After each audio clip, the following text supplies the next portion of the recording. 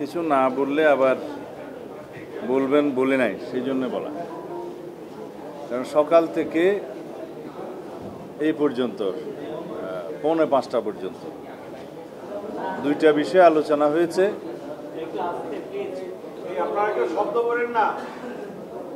একটা বিষয় নারী আসন নিয়ে, আর একটা বিষয় দ্বিকক্ষ বিশিষ্ট পার্লামেন্টের বিষয়। তার মধ্যে দ্বিকক্ষ বিশিষ্ট পার্লামেন্টের ইস্যুটা ইতিপূর্বে প্রায় 2 দিন আলোচনা হয়েছিল, সকাল সন্ধ্যা। নারী আসন নিয়েও আংশিক আলোচনা হয়েছিল। আজকে তৃতীয় দিনের মতো আলোচনা হচ্ছে।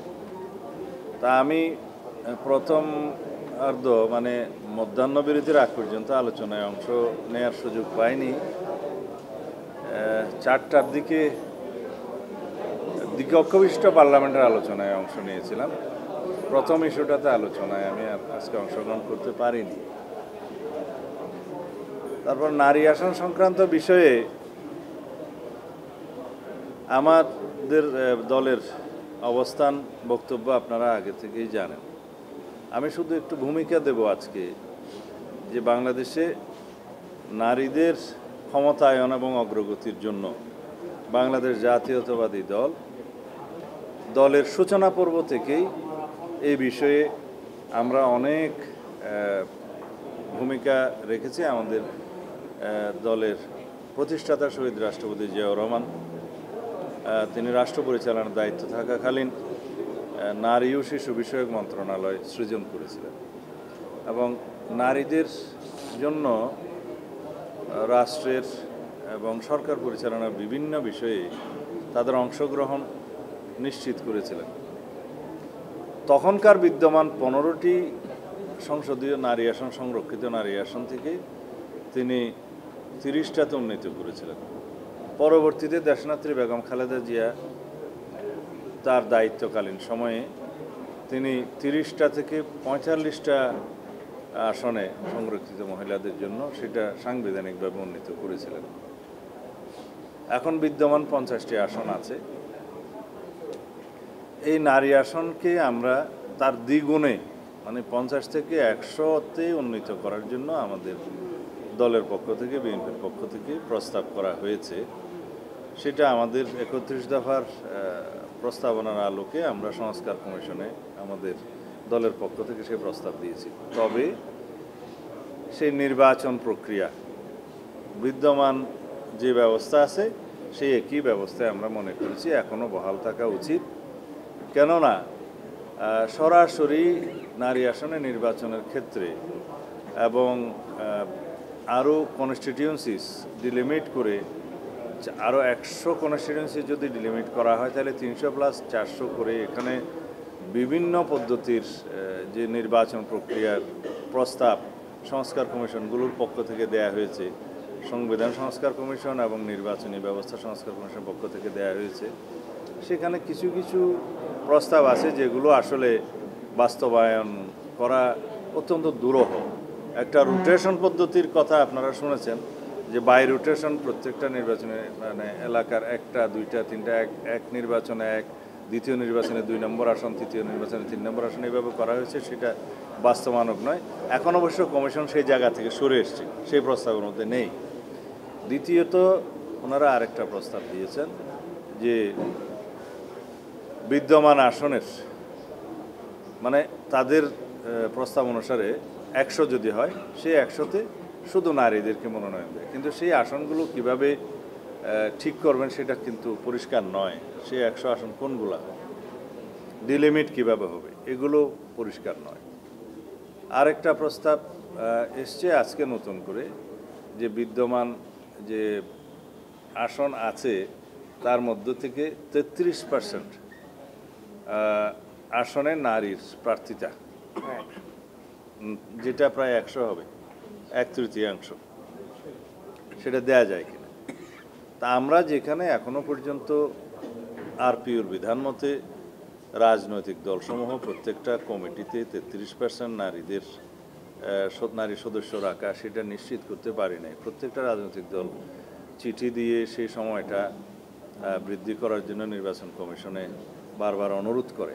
কারণ আমাদের সামাজিক বাস্তবতা, আমাদের রাজনৈতিক বাস্তবতা এবং আমাদের সংখ্যাগরিষ্ঠ মানুষের ধর্মীয় রীতিনীতি এবং কালচার, এটা আমাদের মাথায় রাখতে হবে যাতে করে আমাদেরকে বুঝতে সুবিধা হয় যে এই অবস্থা বাংলাদেশে বাস্তবতায় কতটা সম্ভব।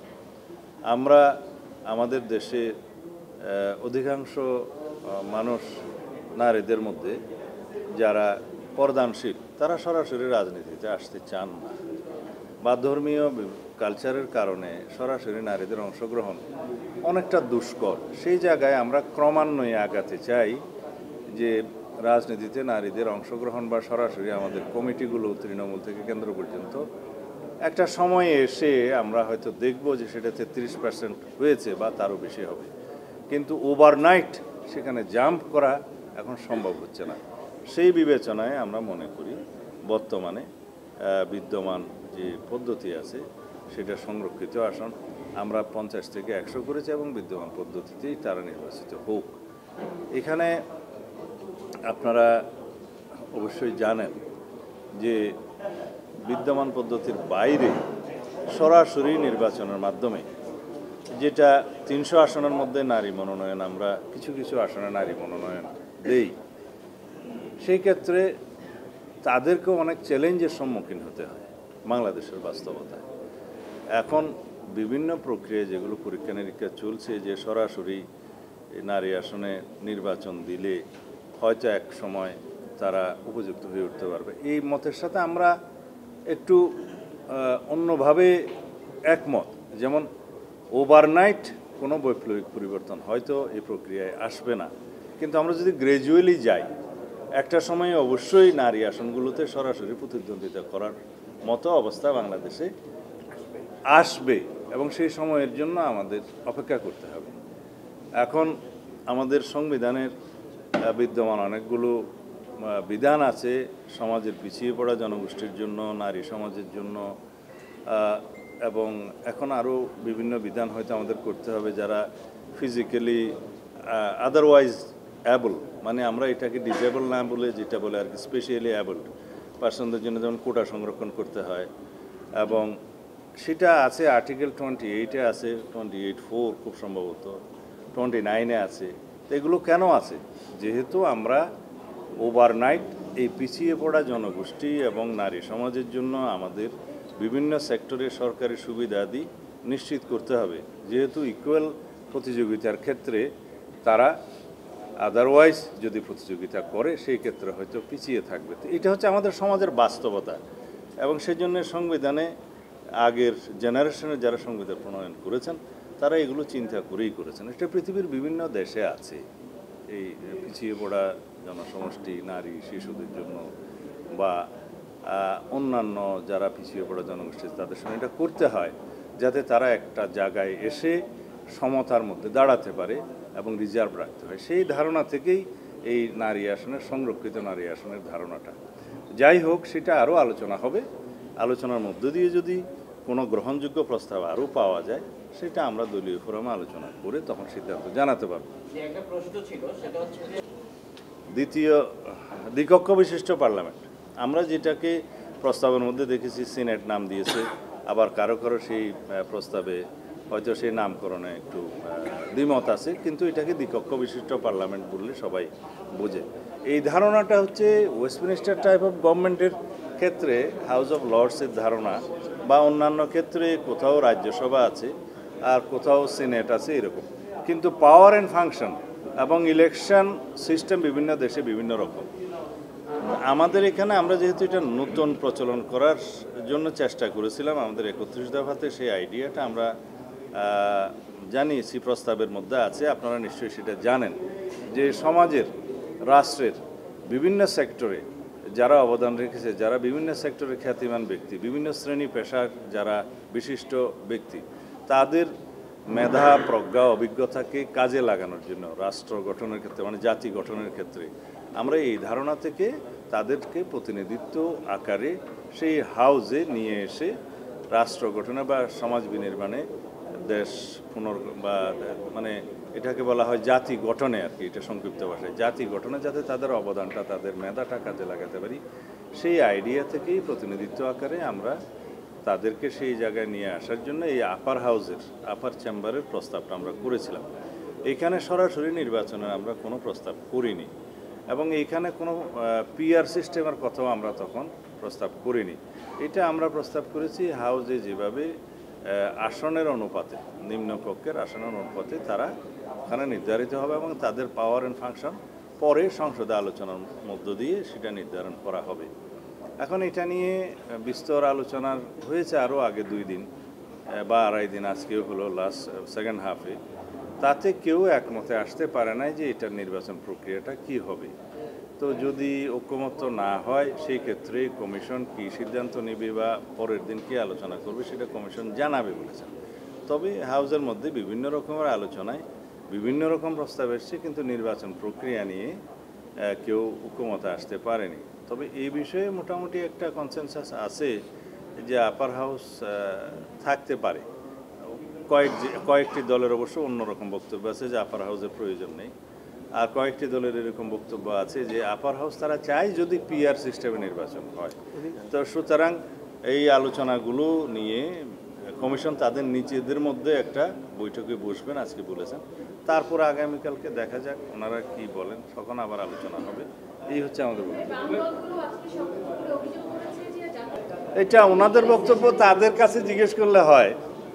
তারা যেহেতু এই অভিযোগ দিয়েছে, এই এই এই বক্তব্য বা এই উত্তর তারাই দিতে পারে, আমরা তো অভিযোগ দিইনি। আমি এই বিষয়ে কোনো বিতর্কিত বিষয়ে মানে আমি উত্তর দিতে চাই না। যেটা যারা অভিযোগ উত্থাপন করেছে তারা দিলেই ভালো হয়। আরেকটা এখানে নতুন করে আজকে একটা প্রস্তাব দিয়েছে যেটা আমার কাছেও একটু অস্বাভাবিকই মনে হয়েছে। তা হচ্ছে যে 64টা ডিস্ট্রিক্ট থেকে সরাসরি নির্বাচনের মধ্য দিয়ে 64 জন, আবার 12টি সিটি কর্পোরেশন থেকে সরাসরি নির্বাচনের মাধ্যমে 12 জন, মোট 76 জনের একটা দ্বিকক্ষবিষ্ট পার্লামেন্ট করা যায় না। এটা একটা আজকে নতুন প্রস্তাব আমার টেবিলে দেখলাম, এটি তো পূর্বে আলোচিত হয়নি। তো এখানে আমাদের বক্তব্য হচ্ছে আমরা তো জেলা পরিষদের ধারণায় যাচ্ছি না। আর তাছাড়া শুধুমাত্র আপার হাউস সৃষ্টি করার জন্যেই যদি আবার সরাসরি নির্বাচনের মাধ্যমে তাদেরকে নিয়ে আসতে হয়, তো সিটি কর্পোরেশনে তো একজন নির্বাচিত প্রতিনিধি আসেনি। তো আবার নির্বাচিত হয়ে আবার একজন সিটি কর্পোরেশনের পক্ষ থেকে আসবেন, আবার 64 ডিস্ট্রিক্ট থেকে আবার একজন আসবেন। এটা হোয়াট ফর? 76 জন তাহলে আলাদা একটা পার্লামেন্ট সৃষ্টি করলে তাদের পাওয়ার ফাংশন কী হবে? আমরা তো আসলে প্রভিন্সিয়াল ধারণার মধ্যে নাই, আমরা তো ইউনিটারি টাইপ অফ গভর্নমেন্ট। তো এখানে যদি আমরা এই ধারণাগুলোকে কম্পাইল করি, তাতে আমার কাছে মনে হয় যে এটা খুব একটা মানে অ্যাপ্রোপ্রিয়েট কোনো প্রস্তাব নয়। তো সুতরাং এই বিষয়গুলো সব ওনারা আলোচনা করে আগামীকালকে দেখা যাক ওনারা কী সিদ্ধান্ত উপনীত হন। তবে আমাদের প্রস্তাব যেটা আমরা আগে বললাম যে আমাদের 31 দফার ভিত্তিতে কী আইডিয়ার জন্য আমরা কি প্রস্তাব করেছিলাম সেটা আপনাদের কাছে পরিষ্কার। ধন্যবাদ। একটা প্রশ্ন ছিল এনসিপির তরফ উচ্চ কক্ষকে দুর্বল করার প্রক্রিয়া চলছে, যেটা হচ্ছে 2-1টা রাজনৈতিক দলের, স্পেসিফিকলি তারা নাম বলেনি, তারা বলবে 2-1টা রাজনৈতিক দল উচ্চ কক্ষকে দুর্বল করার চেষ্টা বা এরকম অকার্যকর করার চেষ্টা করা হচ্ছে। আপনার কি মনে হয়? আচ্ছা, দ্বিকক্ষবিশিষ্ট পার্লামেন্ট কি আমাদের আছে? তো দ্বিকক্ষবিশিষ্ট পার্লামেন্ট গঠনের প্রস্তাব তো আমাদের। বাকিরা কবে কখন এই প্রস্তাব দিয়েছে আমরা জানি না, কিন্তু এই প্রস্তাব তো আমরা আরও 1.5-2 বছর আগে দিয়েছি। সুতরাং এখানে সবল এবং দুর্বল করার তো প্রশ্ন আসে না। যে হাউস গঠিতই হয়নি সেই হাউস দুর্বল হবে কি সবল হবে সেটা তো প্রশ্ন আসে না। আর যারা এই অভিযোগ দিয়েছে তাদের কাছে আমার মনে হয় উত্তরও আছে, তারা বলতে পারবে কেন বলেছেন। তবে উচ্চ কক্ষের ধারণায় যদি ঐকমত্য না আসে সেই ক্ষেত্রে কি করা যায় সেই সিদ্ধান্ত হয়তো পরে হবে। কিন্তু এখনই যদি অভিযোগ করা হয় যে উচ্চকক্ষকে দুর্বল করার, যেখানে উচ্চকক্ষ গঠিত হয় না সেখানে সবল এবং দুর্বল করার প্রশ্ন তো আসে না। একটা প্রশ্ন সেটা হচ্ছে ভাই, 2001 সালে আপনাদের যে নির্বাচনী ম্যানিফেস্টো ছিল সেটা তখন যে প্রস্তাব দিয়েছিল এই প্রস্তাবের সাথে তো আমরা এখনও দ্বিমত পোষণ করি না। কিন্তু কথা হচ্ছে সেই সময় সেই পরিস্থিতি সেই সমাজের অগ্রগতি এখনও হয়েছে কিনা সেটা আপনারাই বিবেচনা করেন। আপনাদের প্রতিশ্রুতি ছিল যে 2006 এর মধ্যেই আপনারা এই সরাসরি নারী আসনে নারী নির্বাচনের ব্যবস্থা করবেন। সেটা তখনকার ধারণায় 2006 সালের মধ্যে সেই অ্যাচিভমেন্ট কিছুটা অর্জন করা যাবে বলে আমরা তখন মনে করেছিলাম। আমরা তো সংস্কারের মধ্যে দিয়েই যাচ্ছি। আজকে 1991 সালে যেটা আমরা মনে করেছিলাম, যেমন যে 1991 সালে বলা হয়েছিল যে উপজেলা পদ্ধতিতে উপজেলা আদালতগুলো সবগুলো উঠিয়ে দিয়ে শুধুমাত্র ব্রিটিশ আমলের চৌকি এবং দ্বীপাঞ্চল ছাড়া বাকি কোনো জায়গায় উপজেলা আদালত রাখতে পারবে না। এখন আজকে 30 বছর পরে এসে 35 বছর পরে এসে আমরা অনুধাবন করছি যে কিছু কিছু উপজেলা আদালত এখনও প্রতিষ্ঠা করা দরকার। সেগুলো জনঘনত্ব, মামলার সংখ্যা এবং দূরত্ব, ভৌগোলিক অবস্থান এবং যোগাযোগের ব্যবস্থা ইত্যাদি বিবেচনা করে কিছু কিছু উপজেলা আদালত এখন বসানো দরকার। সেই ঐক্যমত্যে আমরা পৌঁছেছি। তো সুতরাং একটা জায়গায় দাঁড়িয়ে থাকাটা সমাজের অগ্রগতি নয়। 20 বছর 30 বছর পর পর তো সংবিধানেই অনেক ধারা পরিবর্তন করতে হয় সমাজের চাহিদা অনুসারে। সুতরাং যখন যেটা সমাজ চাইবে এবং যখন যেটা সেই রকম একটা উপযুক্ত পরিবেশে আসবে, সমাজের চাহিদা অনুসারে এবং জনগণের চাহিদা অনুসারে বাস্তবতা অনুধাবন করে তখন সেটা অ্যাডাপ্ট করতে হয়। তার নামই সংস্কার। Thank you.